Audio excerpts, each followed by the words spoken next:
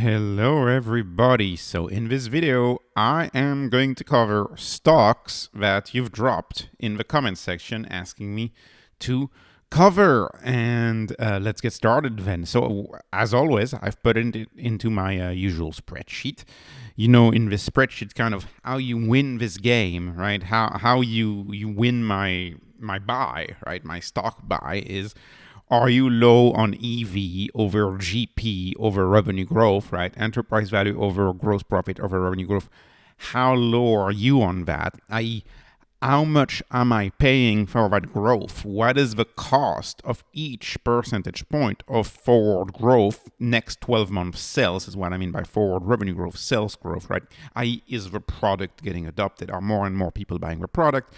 And I've recently added a few more things to this spreadsheet, which is the rule of 40. I think it's a good idea to judge every company by the rule of 40. The rule of 40 is economic profit, right?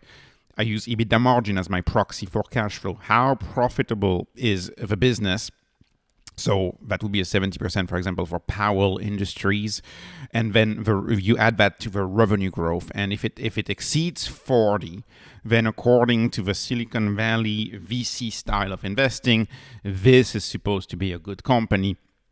At least that's what has been practiced for, say, assessing SaaS stocks. And I've also added EBITDA, right? And what I care about EBITDA when I talk about EBITDA margin here is I care that they don't go bankrupt. So a few companies that have negative EBITDA, if EBITDA is too negative, then you have a risk of possibly the company running out of money and going to zero. And so I'm careful about that. I'm careful about that, especially when a company doesn't have like a big cash pile. If they have a big cash pile, that's fine.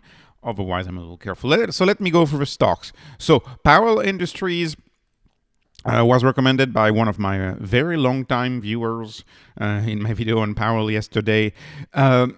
Okay, so it really depends on what the revenue growth, what I could find online for the forward revenue growth was 27% forward revenue growth. So maybe it's more, I don't know, but if it's 27%, it's a 0.21 on it, so it's pretty cheap. POWL Industry, they provide electrical equipment for data centers, so a little more niche than SMCI, but somewhat still related to the NVIDIA craze and the NVIDIA success. So somewhat riding that wave still. And that stock on my metric does fairly well considering that it's attached to the semi sector, but it's not a screaming buy like in HIMS, for example. So I'll just throw that out there. Moving on to SMCI. So I started buying SMCI on Friday afternoon. So I'm in SMCI. I have to make my full video on it. It's coming, but it's gonna be a long one. So hold on for the video. But I am more compelled by SMCI than I am by NVIDIA because the valuation for SMCI is so much better than NVIDIA, yet their sales are so linked to NVIDIA. And the stock is very cheap compared to the previous size. So I like SMCI very much. I've covered it before. I left it on there because it is a requested stock by my viewers. Another requested stock by my viewer often that I get is Honest. And I have to be honest with you, I don't know much about this stock. I know it's in the food sector. But I haven't never been compelled to research it too much because, no offense to anybody, but I'm a growth snob. I like very high growth. 7% is too low for me, unfortunately. And also the EBITDA margin is negative, but there may be a turnaround play, right? If you know qualitatively, if you know a company, you can dismiss this spreadsheet, and sure enough, I dismiss my spreadsheet from my top positions, right? My MicroStrategy, my Tesla, they don't fit in this spreadsheet whatsoever. I still own them because I'm fully aware that this spreadsheet only applies to a very narrow, I shouldn't say narrow, I should say easy to understand linear growth story. That's what this spreadsheet applies to. So you can see Honest scores very poorly on my spreadsheet across just about everything, except maybe the valuation. The valuation is cheap. The stock is cheap, right? 400 million enterprise value. 356 million in revenue. That's trading at about one-time revenue. That's a cheap stock. One-time forward revenue.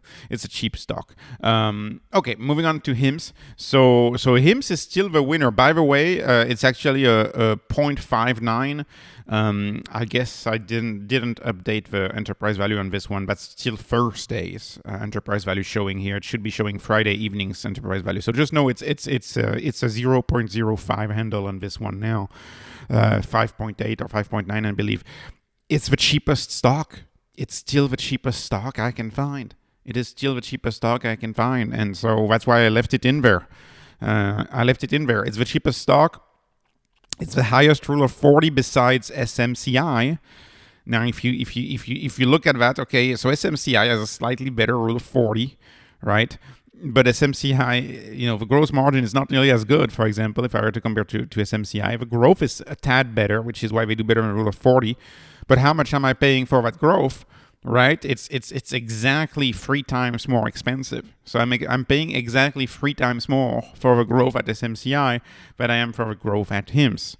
And of course you want to be diversified. I want to be diversified when I invest, so I would not go all in on any stock. Really, it's not about HIMS. But if someone were to just invest based on that, I'm very compelled to keep adding to HIMS. I don't understand why this company is this cheap. It makes no sense. HIMS should be trading at $30 to $40 right now if it were trading in line with all of these companies, which, if you ask me, have bigger risks than HIMS. I cannot understand why this stock is being sold off like that. I really don't get it. That's okay though. It's an opportunity. Right, so Moneylion, it's from what I understand, it's kind of a comparative website, kind of a banking website. I should have done my due diligence on it. I might do it because I am compelled, of course, by this valuation. EV over gross profit over revenue growth is a 0.08. It is the second cheapest in the spreadsheet. It is perhaps the second cheapest in all the stocks that I follow. I would have to check where StoneCo is at. StoneCo is usually very cheap too. That's a dirt cheap stock right there. So I'm going to add it to my watch list, but I need to do a full analysis because, I don't dive into a stock unless I do a full analysis. Now, Xometry I covered once on the channel. I thought it was an interesting play when I covered it. And ever since I covered it, the stock dropped quite a bit. So, of course, it's a stock that I need to revisit again.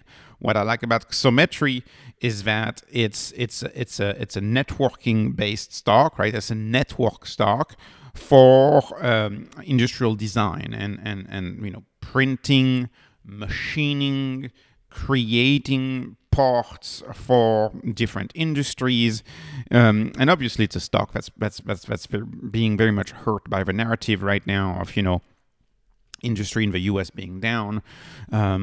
If we get an industry comeback, right, I think this is a stock that could be doing very well. If we get a manufacturing comeback, I think this is a stock that could be doing very well. So we would have to see, it's a stock that may be impacted by the election coming up. If you remember the 2016-2017 era, it was all about manufacturing in the USA. It was, you had plants like Foxconn in Wisconsin being announced and everything. So that's the environment where I think it would thrive, right? Xometry would thrive less in an environment where, we're all going to go manufacture stuff in Asia and we're forgetting about, or in Mexico, and we're forgetting in manufacturing in the US. Heavily tied to manufacturing, I love the fact that it's got a strong network effect in a narrow field, and it's a platform, and I like platform. Platforms are a great business model. I've covered platforms many times on this channel.